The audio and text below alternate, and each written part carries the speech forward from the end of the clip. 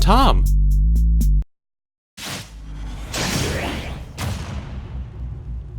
Welcome to Custom Smash, where I had to take a break from stage building in order to answer some questions. I've seen people wondering about my process and the tricks I use strewn about YouTube, so I figured it'd be a good idea to centralize that into one video that anyone can see to get answers to their questions. First, I want to go over what I physically use to make stages. You may notice that I barely record when I build. That's because using the stage builder while the Switch is docked is horribly imprecise. So I use the touchscreen, specifically with the Mako stylus pens. There's a few advantages to them over other stylus pens. They don't need to be powered, they have both a soft and hard tip, and they're very precise. Especially with the Switch's 9.0 update that added a stylus mode. Using a stylus allows you to draw very specific pieces of a stage that the controllers or even your finger would have trouble drawing. My process of creating a stage comes from two sources. The first is looking at the items, characters, and spirits and seeing what single or combination of things could fit in with the stage builder.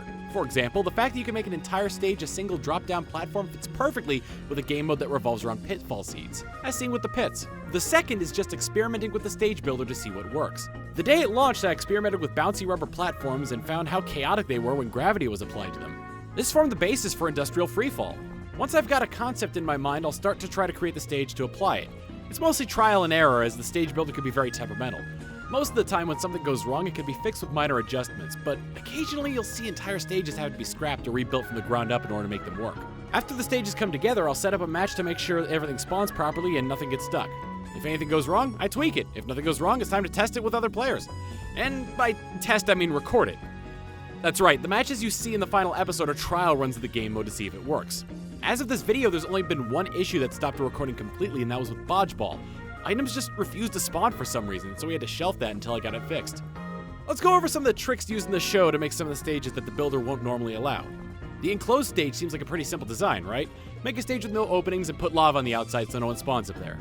Well then, respawning in becomes an issue. To rectify this, take an enclosed stage you made and create a rail starting from the bottom that will lift it above the point where you can't draw.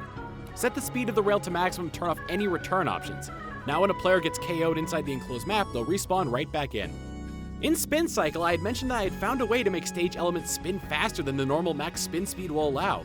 To do this, place a gear on the set piece you want to rotate. Then select the circle tool under rail and create the smallest possible circle for the same piece you set to rotate. Be aware of which direction you want it to spin.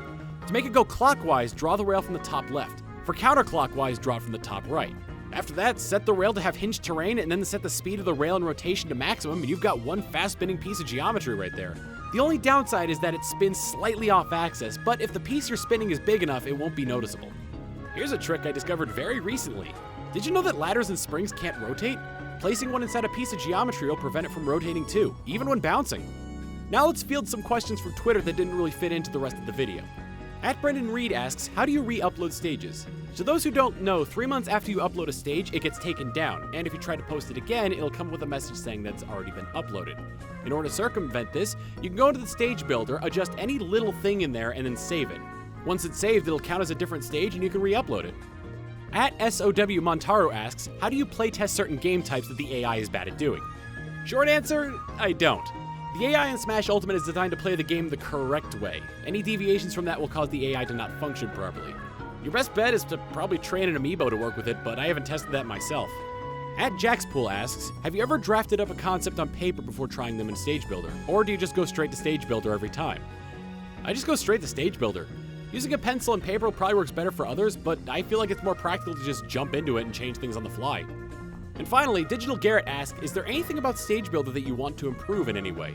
Oh my god, yes! There's a bunch of potential tools that could be useful, but I think the one thing I want most is to be able to set player and item spawn locations. Having no limit on where you can place geometry would be helpful as well. Hey, thanks for watching! I know this is a bit short, but I needed just a touch of filler content for when I was going to be out of town. If you liked the video, please be sure to leave a like, comment, subscribe, all that jazz. And also, give me ideas for your own stages and custom games. I'd like to give a shout out to my patrons on Patreon, for without whom, content like this would not be possible.